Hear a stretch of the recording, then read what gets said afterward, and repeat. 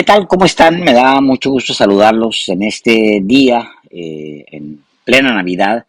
Quiero compartirles mi texto. Es una continuación de mi texto anterior que se llamaba De izquierda.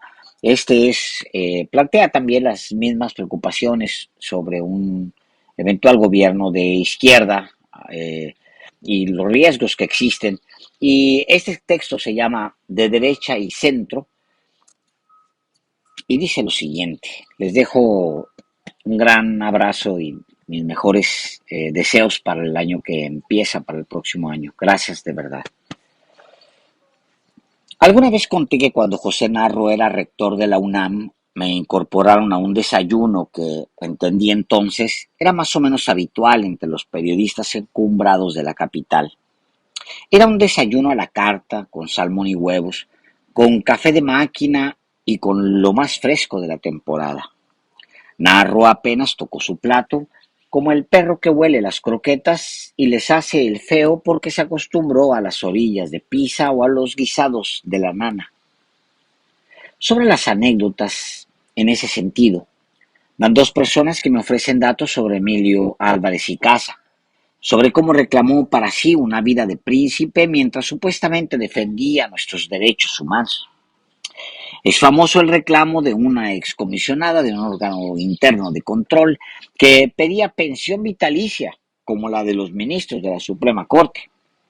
Y bueno, la misma Corte, o mejor aún, el Poder Judicial, es el colmo de los colmos. Es un poder corrupto, muy poderoso, que afecta la vida de millones para mal y nadie puede ni transparentarlo ni conocerlo siquiera.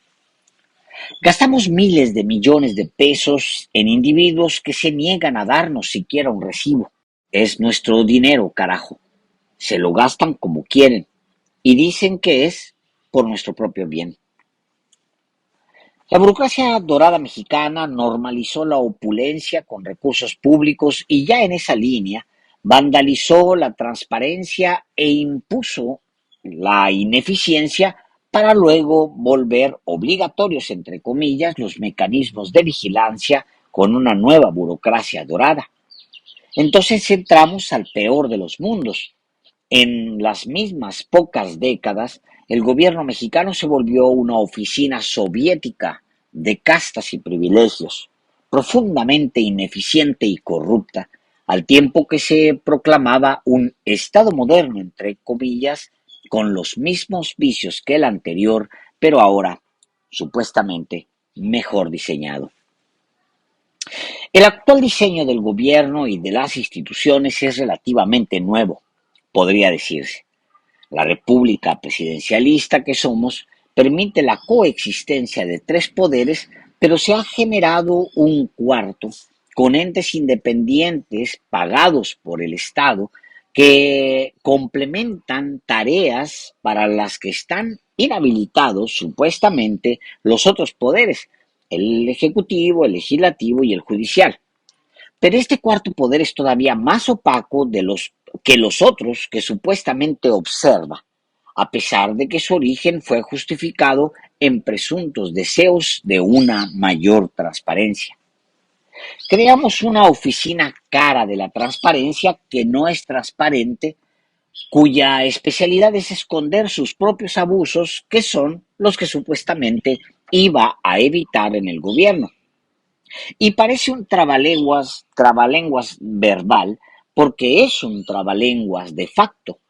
Creamos un tribunal electoral, otro ejemplo, caro, que batalla con principios democráticos básicos de autogobierno y no tiene siquiera un botón de emergencia en caso de que alguno o varios de sus miembros, es un cuerpo colegiado, se corrompan y se requiera que sean purgados. Y lo explico en un cuento bizarro de hadas. Creamos una cueva de dragón bajo nuestra casa para contener al dragón en caso de que existiera, y claro que había dragón, y ahora hay que darle de comer al dragón y defeca no solo en la cueva, sino en toda la casa. Un reto para la siguiente administración será crear mecanismos eficientes para combatir la corrupción. una fiscalía eficaz y capaz de judicializar los casos que se detecten de manera oportuna e independientemente de que sean del interés personal de la jefa del Ejecutivo o no. El reto es crear un andamiaje transparente de funcionarios honestos, pero con salidas de emergencia para someterlos a juicio en caso de que negocien la justicia o la vendan. Perseguir a los corruptos sigue dependiendo de la voluntad política y eso no está bien porque si no hay voluntad, entonces el saqueo sigue. Yo no creo que Andrés Manuel López Obrador sea un hombre corrupto. Y me asombro que muchos desde los medios o desde la oposición quieran vincularlo a actos inmorales o a supuesto saqueo. Insisto, no creo que vaya a dejar la presidencia enriquecido como todos los mandatarios mexicanos anteriores, pero al mismo tiempo sí creo que la corrupción continúa en los gobiernos, ya sean locales, estatales o en instancias gubernamentales federales.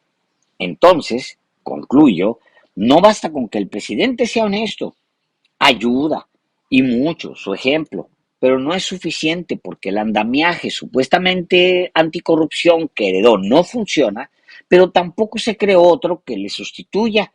Y regreso al peor ejemplo de todos, Enrique Peña Nieto. Me duele, como mexicano, que el caso de Brecht siga impune aquí, mientras que en el resto de América Latina hayan pagado expresidentes, exvicepresidentes y de ahí hacia abajo. ¿Y en México nada. Lo que más me preocupa es que el hombre que sirve de ejemplo de honestidad, Andrés Manuel López Obrador, se vaya, pero al mismo tiempo se incorpore a otros como Erubiel Ávila, Alejandro Murat y Adrián Rubalcaba, que uno pensaría que deberían al menos ser investigados por los señalamientos que arrastran desde hace años y años. Me preocupa que Javier Corral sea incorporado y puesto como ejemplo de honestidad sin escuchar siquiera a quien fuera su mejor amigo, Antonio Pinedo Cornejo, un periodista con una intachable carrera en Chihuahua, hasta donde yo sé, que señala al exgobernador de algo más grave que traición. Me preocupa, pero eso se quita con los días. Me desilusiona, y aquí sí lo digo, la desilusión es una losa amarrada al tobillo. En los últimos 5 años fueron exhibidos muchos de los agrupados en la derecha que se hacen llamar de centro, ese hermoso y cómodo limbo que durante décadas agrupó a Claudio X González y a Lorenzo Córdoba, a Dante Delgado o a María Amparo Casar, a Javier Lozano o a Mario Di Costanzo, entre otros muchos, siempre listos para codearse o volverse parte de la élite dorada o al menos pasar a los órganos de supuesta transparencia o de supuesta rendición de cuentas o asumir un cargo partidista o lo que sea. Pero debo advertir que esos son apenas peones, como lo es la misma Xóchitl Gálvez, a quien imagino como el último papalote en las manos caprichosas de quienes gobiernan el país tras bambalinas. Sí, que gobiernan el país. Porque aunque ahora mismo vemos a Xochitl y al PRIAN desmoronarse en el aire, ellos son apenas la parte visible. Muchos núcleos de la derecha están sin tocar, como ciertas élites empresariales o del poder judicial, como la prensa corporativa o como los núcleos académicos o intelectuales. Son la derecha en resistencia que se hace pasar por centro y está viva y está activa y apenas no le sirvan Xochitl o el PRIAN, les cortará el hilo y los dejará ir sin rumbo a la deriva. Debo advertir que la derecha no está derrotada, aunque veamos a Xochitl y al PRIAN sufrir mientras su hilo se adelgaza. Esa derecha no son las rabietas de José Antonio Crespo o de Gilberto Lozano. Es la derecha de verdad. Es una derecha que buscará hacer lo que mejor hace, acomodarse. Es una derecha que buscará los mejores asientos junto a Claudia Sheinbaum para desde ahí tomar decisiones. Es la misma derecha que no es fácil de discernir, pero que lleva un siglo o más por encima de todos nosotros. Muchas gracias.